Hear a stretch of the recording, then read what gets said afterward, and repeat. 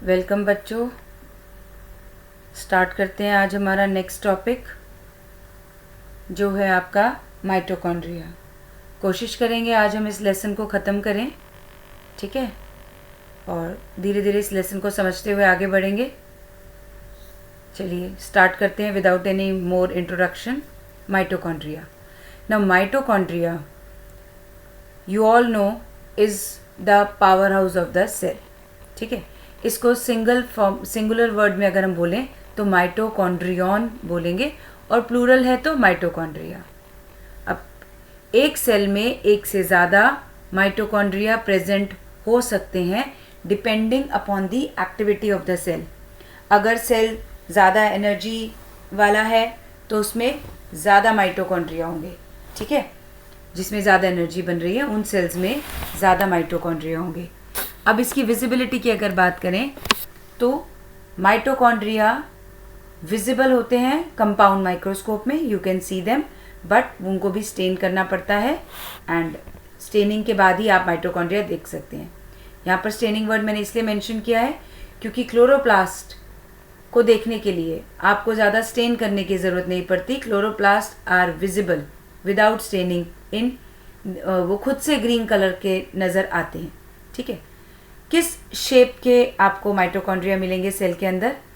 तो माइटोकॉन्ड्रिया का जो शेप है दैट इज़ सिलेंड्रिकल, जिसको सॉसेज शेप भी कहा जाता है, ठीक है। वैसे इसके शेप और साइज़ वेरिएबल भी हो सकते हैं, ठीक है। साइज़ की अगर बात करें तो इस जो ओवल शेप, जो सिलेंड्रिकल सॉसेज शेप साइज़ का माइटोकॉन्ड्रिया है, उसमें आप इसके जो डायमेंशंस है कुछ इस तरीके से हैं कि इसकी लेंथ है 1 से लेकर 4.1 माइक्रोमीटर तक, और इसका जो डायामीटर में अगर हम इसकी मेजरमेंट देखें तो 0.2 से लेके 1 माइक्रोमीटर तक। अब बात करते हैं हम इसके स्ट्रक्चर के बारे में। अगर हम माइटोकॉन्ड्रिया का स्ट्रक्चर देखें तो हम देख रहे हैं कि mitochondria is a double membrane structure, ठीक है। ये जो ग्रीन कलर से है एक स्मूथ सरफेस की तरह, that is the outer membrane of mitochondria. उसमें कोई कर्व्स नहीं है, बट जो इनर मेम्ब्रेन है, इनर मेम्ब्रेन में आपको डीप फोल्ड्स ऑब्जर्व होंगे माइटोकॉन्ड्रिया में।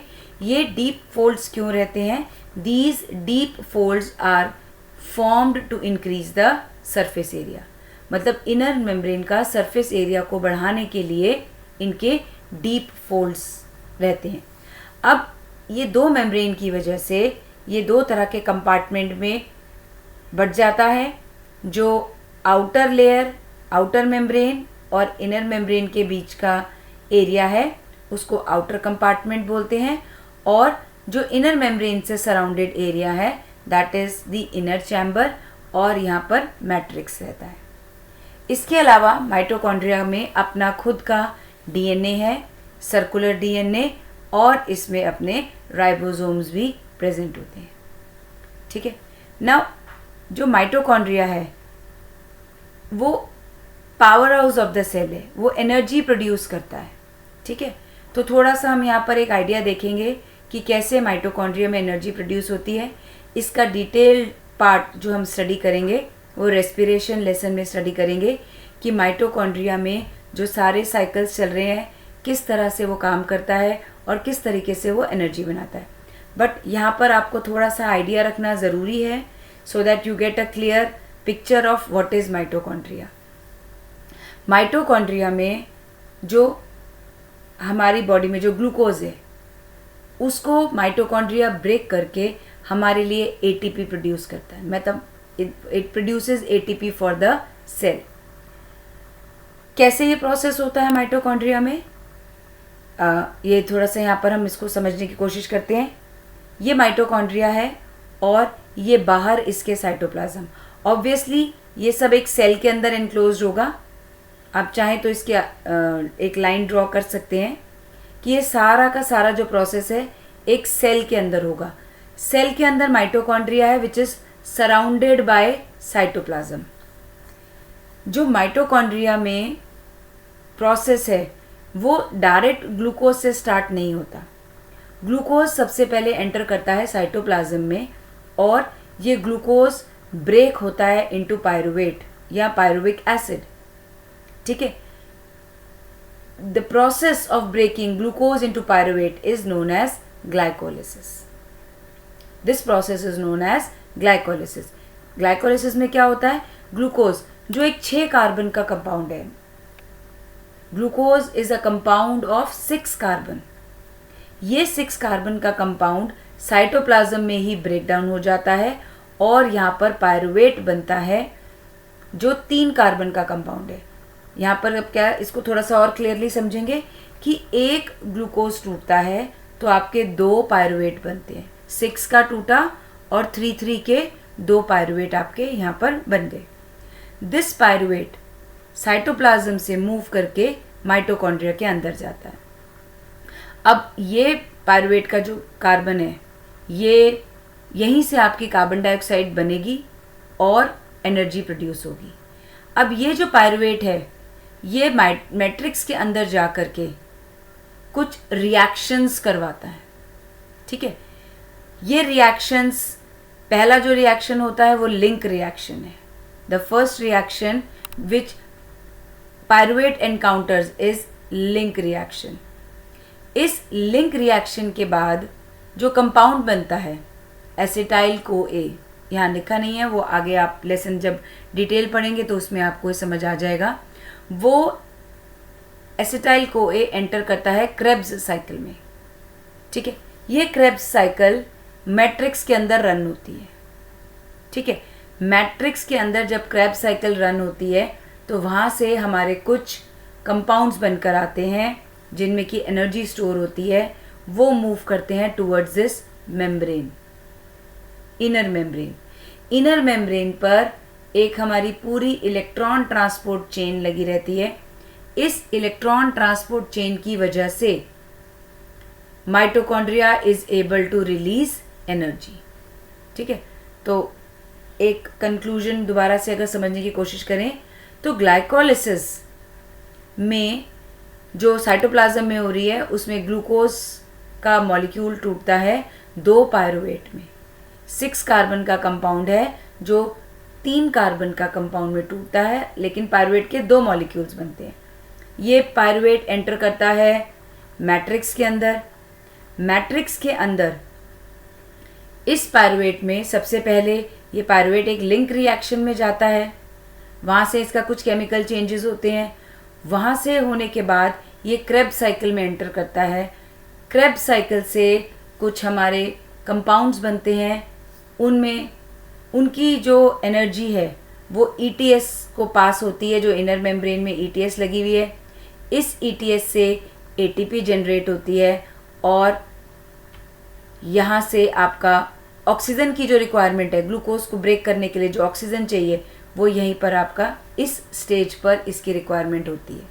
ठीक है, तो अभी के लिए आपको इस लेसन के में जो हम सेल्स लेसन पढ़ रहे हैं उसमें आपको you should know the structure of mitochondria, कि माइटोकॉन्ड्रिया क्या है। एक डबल मेम्ब्रेन स्ट्रक्चर है, आउटर लेयर है, इनर लेयर है। इनर लेयर हाईली फोल्डेड है and these folds they are known as cristae. इन फोल्ड्स की वजह से 2 कंपार्टमेंट्स बन रहे हैं, outer compartment, inner compartment. Inner compartment is filled up of matrix और यहाँ पर आपका सर्कुलर डीएनए और राइबोसोम्स भी प्रेजेंट है। ठीक है, so this is all about mitochondria का स्ट्रक्चर। ठीक है, अब हम बात करते हैं कि इसमें किस तरीके का क्या काम होता है। ठीक है, थोड़ी सी इसकी और डिटेल स्टडी करते हैं। जो ये कंक्लूजन हमने ऊपर से लिया है, एरोबिक रेस्पिरेशन में oxygen is used and water is produced. ठीक है, these process they take up in the ETS. Matrix में क्या हो रहा है, क्रेब्स साइकिल और लिंक रिएक्शन जो पायरुवेट को यूज करके बन रहा है। फैट भी ऑक्सीडाइज हो सकता है to make ATP. Amino acid का सिंथेसिस भी मैट्रिक्स में हो रहा है। ठीक है, और कुछ प्रोटीन सिंथेसिस भी हो रहा है मैट्रिक्स के अंदर। जो भी आपके एंजाइम्स हैं जो इन प्रोसेसेस को, क्रेब्स साइकिल को चलाने में मदद कर रहे हैं, वो सब जो बन रहे हैं उनका प्रोटीन का सिंथेसिस भी आपका मैट्रिक्स में होता है, because DNA and ribosomes are present in the matrix. Now this gives you a flow chart कह दीजिए, टेबल कहिए, जिसमें कि आपका ये थोड़ा सा डिटेल्स यहाँ पर भी है आपका कि parts of mitochondria. If we study about the parts of mitochondria, तो एक आउटर मेम्ब्रेन है जो कि जैसे लिपिड्स एंड प्रोटीन्स की बनी हुई है, ठीक है, made up of lipids, porins present, ठीक है. पोरीन्स क्या है? प्रोटीन के कैरियर्स हैं. इनर मेम्ब्रेन में ETS हो रही है, ETS साइकिल रन हो रही है, इलेक्ट्रॉन ट्रांसपोर्ट सिस्टम चल रहा है जो ऑक्सीजन को यूज़ कर रहा है और ATP का सिंथेसिस हो रहा है. यहाँ पर वाटर प्रोड्यूस हो रहा है as the by product. Outer compartment में हाइड्रोजन आयन कलेक्ट हो रहे हैं और यहाँ पर pH हो जाएगा कम, एसिडिक मीडियम, ठीक है. अब इनर कंपार्टमेंट में क्या हो रहा है? इनर कंपार्टमेंट में एक डबल स्ट्रैंडेड सर्कुलर DNA है, राइबोसोम है जो 70S का राइबोसोम है. 70S का ribosome means this ribosome is same as the ribosome of prokaryotic cell. Inner compartment में प्रोटीन सिंथेसिस हो रहा है, इनर कंपार्टमेंट में क्रेब्स साइकिल हो रही है, लिंक रिएक्शन हो रही है, फैट की भी ऑक्सीडेशन हो रही है और अमीनो एसिड सिंथेसिस भी हो रहा है, ठीक है. और माइटोकॉन्ड्रिया फॉर्म कैसे होता है? माइटोकॉन्ड्रिया डेवलप्स एंड मेक, मतलब इसका रिप्रोडक्शन भी एक तरह से कह सकते हो कि डिवीजन ऑफ माइटोकॉन्ड्रिया कैसे हो रहा है. It is same like the process of fission that takes place in bacteria. Mitochondria को सेमी ऑटोनॉमस बॉडी भी बोला जाता है क्योंकि इसका खुद का DNA है, ठीक है. लेकिन अब इसका DNA तो खुद का है, तो ये अपने DNA से ऑटोमेटिकली सब कुछ नहीं बना पाएगा. इसको अपने DNA से भी अगर कुछ बनाना है, then it needs the help from the nucleus of the cell, ठीक है. आई होप आपको माइटोकॉन्ड्रिया का स्ट्रक्चर यहाँ से क्लियर हुआ है, ठीक है. अब नेक्स्ट टॉपिक जो हमारा आ रहा है प्लास्टिड्स. प्लास्टिड्स पढ़ने से पहले हम थोड़ा सा पिगमेंट्स के बारे में स्टडी करेंगे, ठीक है. Now what are pigments? Pigments आपके वो कंपाउंड्स हैं जो कि सनलाइट को ट्रैप कर सकते हैं for the process of photosynthesis. अब पिगमेंट आपके दो तरह के हो सकते हैं, water soluble and those pigments that are soluble in organic solvents. जो आपके ऑर्गेनिक सॉल्वेंट्स वाले पिगमेंट्स हैं उनकी आगे आप दो कैटेगरीज पढ़ेंगे, एक है क्लोरोफिल और एक है carotenoids. Chlorophyll they are green pigments, ठीक है, जो कि आपकी सनलाइट को ट्रैप कर सकते हैं. They can convert light energy into chemical energy. और कैरोटेनॉइड्स जो हैं वो भी आपके आगे दो हैं, carotene and xanthophyll. Carotene they are red and orange colored pigments and xanthophylls they are yellow brown colored pigments, ठीक है. so this was a brief description about pigments कि pigments की कौन कौन सी categories आपके पास present है, ठीक है. now coming to the next topic कि plastids क्या हैं, ठीक है. plastids they are visible in compound microscope. जैसे अभी मैंने already आपको बताया कि compound microscope में आप इनको देख सकते हैं, इनमें डाई की भी ज़रूरत नहीं होती. You can see them without staining the cell. They are present in all the plants, algae, bryophyte, pteridophyte, gymnosperm, angiosperm.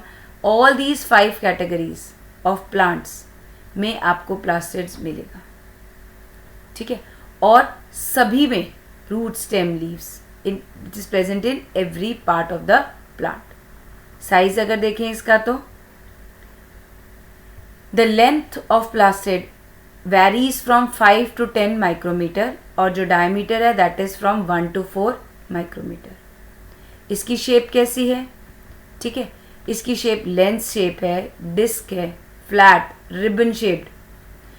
Cup shaped जो प्लास्टिड्स हैं वो आपको क्लमाइडोमोनास में मिलते हैं और जो एल्गीज हैं उनके पास सबसे ज़्यादा वैरिड शेप ऑफ प्लास्टिड्स मिलते हैं, ठीक है।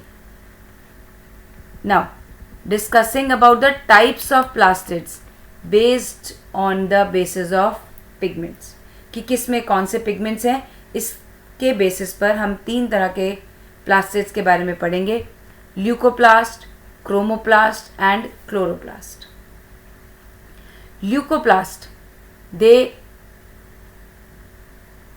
आर वाइट कलर्ड प्लास्टिड्स, मतलब वाइट भी क्या, इसको हम कलरलेस प्लास्टिड बोलेंगे, ठीक है। दे आर कलरलेस, इनके शेप और साइज वेरिएबल होते हैं। They are also known as storage plastids. और प्लास्टिड्स आपके 3 तरह के, डिपेंडिंग अपॉन वो क्या स्टोर कर रहे हैं, उनकी स्टोरेज पर डिपेंड करके हमने उनके 3 नेम्स यहाँ पर रखे हैं। First is amyloplast, second is aleuroplast and third is elaioplast. So amyloplast उन प्लास्टिड्स, उन ल्यूकोप्लास्ट को कहा जाता है जो स्टार्च स्टोर कर सकते हैं। जिन प्लास्टिड में स्टार्च स्टोर हो रहा है उनको एमाइलोप्लास्ट कहते हैं। जिन प्लास्टिड्स में प्रोटीन स्टोर हो रहा है उनको इलियोप्लास्ट कहते हैं। जिनमें ऑयल स्टोर हो रहा है उनको हम इलियोप्लास्ट कहते हैं, ठीक है। Now coming to the next type of plastid, chromoplast. ये कलर्ड प्लास्टिड है, ठीक है। येलो, ऑरेंज, रेड इस कलर के होते हैं। इनमें कैरोटेनॉइड्स प्रेजेंट है। कैरोटेनॉइड्स हमने पढ़ा था, कैरोटीन्स एंड जेंथोफिल्स, ठीक है। रेड, ऑरेंज, येलो, ब्राउन, ये फ्रूट्स में, फ्लावर्स में और येलो लीफ में आपको क्रोमोप्लास्ट मिलते हैं। और इनके इतने वैरीड कलर की वजह से they serve as a very good source for attracting insects for pollination. जो आपका थर्ड प्लास्टिड आता है, this is the most important, और यही हम आगे ज़्यादा डिस्कस डिटेल में करेंगे। आपके आगे आने वाले लेसन्स फोटोसिंथेसिस में भी इसकी हम बहुत डिटेल में इसको हम आगे और फिर से करने वाले हैं। Now chloroplast, they are green plastid. इनके पास जो पिगमेंट है दैट इज़ क्लोरोफिल और कैरोटेनॉइड भी है। ये प्रेजेंट रहते हैं ग्रीन प्लांट्स में, ठीक है। अब इनकी लोकेशन कहाँ है? Chloroplast, they are present in the aerial parts, means ये आपको प्लांट के उन पार्ट्स में मिलेंगे जो सॉइल से ऊपर हैं और जो ग्रीन इन कलर हैं, ठीक है। इनका साइज 5 to 10 माइक्रोमीटर वेरी करता है। शेप, लेंस शेप भी हो सकती है और ये अलग अलग डिफरेंट टाइप्स ऑफ शेप में भी हो सकते हैं, जैसे कि हमने पढ़ा था क्लेमाइडोमोनास में, they are cup shaped. Number भी, इट वेरीज इन नंबर। सबसे ज़्यादा मीजोफिल सेल्स में हम 20 to 40 क्लोरोप्लास्ट पर सेल देख सकते हैं। क्लेमाइडोमोनास में ओनली 1 क्लोरोप्लास्ट पर सेल। अब ये जो क्लोरोप्लास्ट हैं, ये लाइट के हिसाब से, देयर पोजीशन फिक्स नहीं होती, ये लाइट के हिसाब से अपनी पोजीशन को चेंज कर सकते हैं, ठीक है। जैसे so that it can receive maximum of sunlight. अब यहाँ से अगर एंगुलर लाइट फॉल हो रही है तो ये कुछ इस तरीके से अपना अलाइनमेंट कर लेंगे। अगर लाइट परपेंडिकुलर आ जाएगी तो ये कुछ इस तरीके से अलाइन कर लेंगे। They change their alignment and position according to the light, जिससे कि वो मैक्सिमम लाइट को कैप्चर कर सके। अब इसके थोड़े से स्ट्रक्चर के बारे में पढ़ते हैं। Chloroplast is also a double membraned structure, ठीक है। इसकी एक आउटर मेम्ब्रेन है, एक इनर मेम्ब्रेन है। माइटोकॉन्ड्रिया में हमने पढ़ा था कि जो इनर मेम्ब्रेन है वो फोल्डेड है, उनका क्रिस्टेट स्ट्रक्चर कहलाता है। इसमें inner membrane is also just like outer membrane. अब इसके पास भी अपना सर्कुलर डीएनए है और अपना राइबोसोम है, और इसका राइबोसोम भी 70S राइबोसोम है। ये 70S ribosome is present in the prokaryotic cells. अब इसके अंदर हम जो इसके स्पेशल फीचर के बारे में बात करते हैं, वो कुछ आपको ऐसे मेम्ब्रेन्स जैसे स्ट्रक्चर दिखेंगे। ये मेम्ब्रेन स्ट्रक्चर जैसे आप ये समझ सकते हैं कि जैसे कॉइन्स का एक पाइल बना रखा है। हर एक कॉइन को आप थाइलाकॉइड कहते हैं, ठीक है। एक के ऊपर एक ही बहुत सारे थाइलाकॉइड रखे हुए हैं और जो ऐसे पाइल वाला स्ट्रक्चर बन जाता है, एक piled up structure, that structure is known as grana. और इसके अंदर का जो ये मटेरियल है that is known as the stroma. एक ग्राना दूसरे ग्राना से कनेक्टेड है and these connections they are known as stroma lamellae.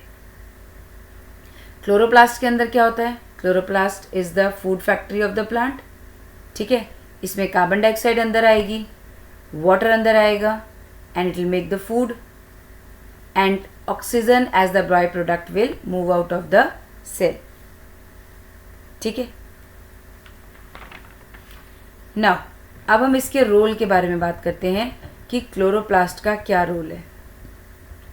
Chloroplast की मेम्ब्रेन आउटर और इनर लेयर की है। ये सब कुछ वही है जो अभी हमने पीछे डिस्कस किया, but to give you a better understanding of the concept एक इस तरीके से भी इसको लिख दिया है। मेम्ब्रेन आउटर है और इनर है। आउटर मेम्ब्रेन में वही प्रोटीन के कैरियर्स पोरिन्स प्रेजेंट हैं। ठीक है, membrane system grana and thylakoid. Grana क्या है? They are the stack of thylakoid. Thylakoid क्या है? इनके अंदर ही हैं आपके पिगमेंट्स, क्लोरोफिल के जो पिगमेंट्स हैं that are present in thylakoids. ठीक है, और इसके अंदर ही आपके लाइट रिएक्शंस के एंजाइम्स है।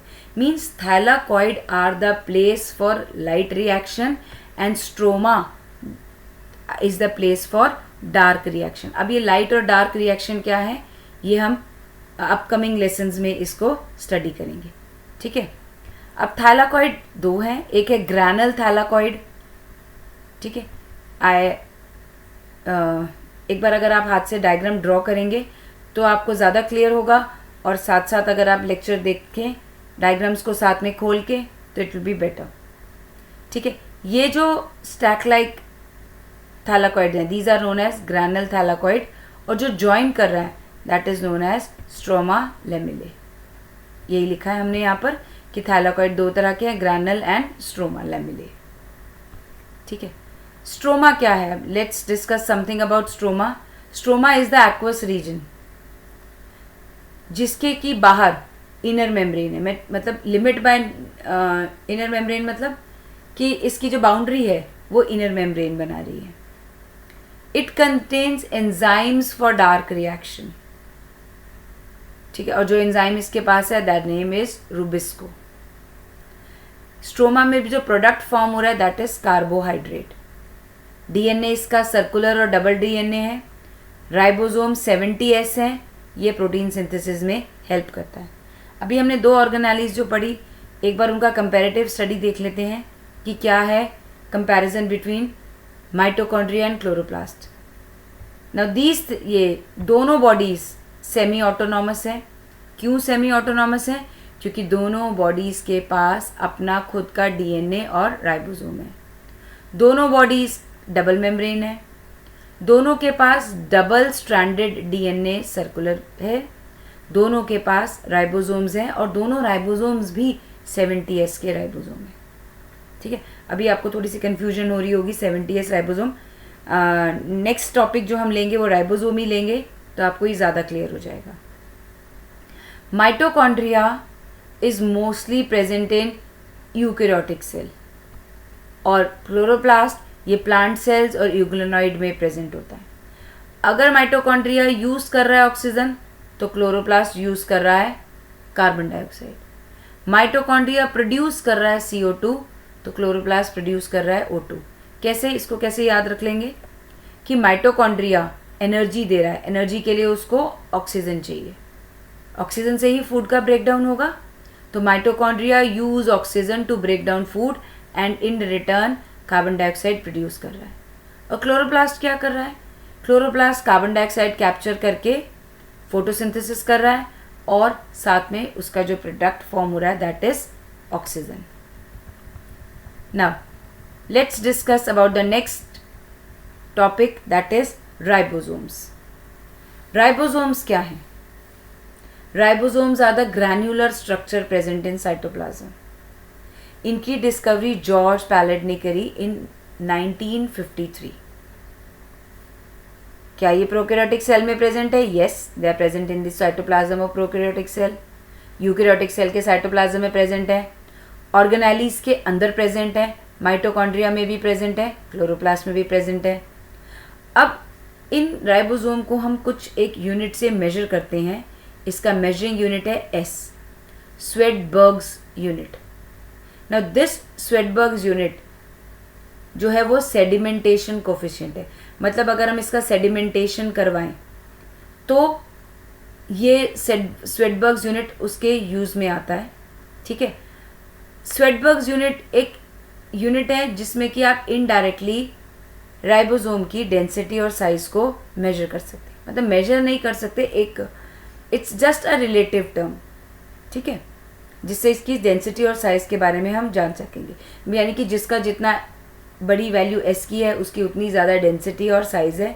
If the value of S is small then उसकी डेंसिटी और साइज कम है। अब ribosomes are mainly of two types. Prokaryotic cell में 70S का राइबोसोम है और यूकैरियोटिक सेल में 80S का राइबोसोम है। अभी ये 70S हमने कई बार सुना है, हमने माइटोकॉन्ड्रिया में भी देखा है 70S का राइबोसोम जो कि प्रोकैरियोटिक सेल्स यानी कि बैक्टीरिया में प्रेजेंट है। यूकैरियोटिक सेल्स का राइबोसोम 80S का राइबोसोम है। ठीक है, अब ये जो 70S का राइबोसोम, अगर हम प्रोकैरियोटिक सेल के राइबोसोम की बात करें तो 70S का जो राइबोसोम है it is made up of two parts. एक स्मॉलर सब यूनिट है, एक लार्जर सब यूनिट है। स्मॉलर सब यूनिट का सेडिमेंटेशन कोफिशिएंट है 30S और लार्जर सब यूनिट का सेडिमेंटेशन कोफिशिएंट है 70S। आपने इसको प्लस नहीं करना, 50 + 30 = 80। नो, यहाँ मैथ्स नहीं लग रही है। ठीक है, तो 50 and 30 आर द टू सब units of 70S ribosome.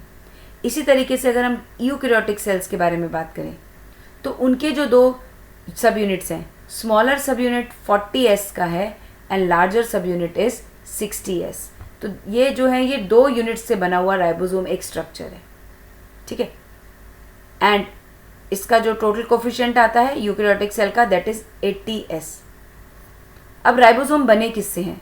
Ribosomes बने हैं RNA एंड प्रोटीन से। ठीक है, राइबोसोम्स किससे बने हैं? RNA एंड प्रोटीन से। जो हम नेक्स्ट टॉपिक करेंगे वो हम पढ़ेंगे साइटोस्केलेटल एलिमेंट्स। ठीक है, नेक्स्ट क्लास में जो हम टॉपिक पढ़ेंगे दैट इज साइटोस्केलेटल एलिमेंट्स। अभी के लिए आज की क्लास के लिए इतना ही। ठीक है, आई होप कि आपको लेक्चर पसंद आया होगा। आई होप आपके कंसेप्ट्स डेवलप हुए होंगे and these notes may prove useful to you. इन नोट्स में NCERT की सारे टॉपिक्स कवर हैं। This are very comprehensive notes और आपको ये डेफिनेटली हेल्प करने वाले हैं। Thank you so much and next lesson में मिलते हैं with the next topic that is cytoskeletal element. Bye for this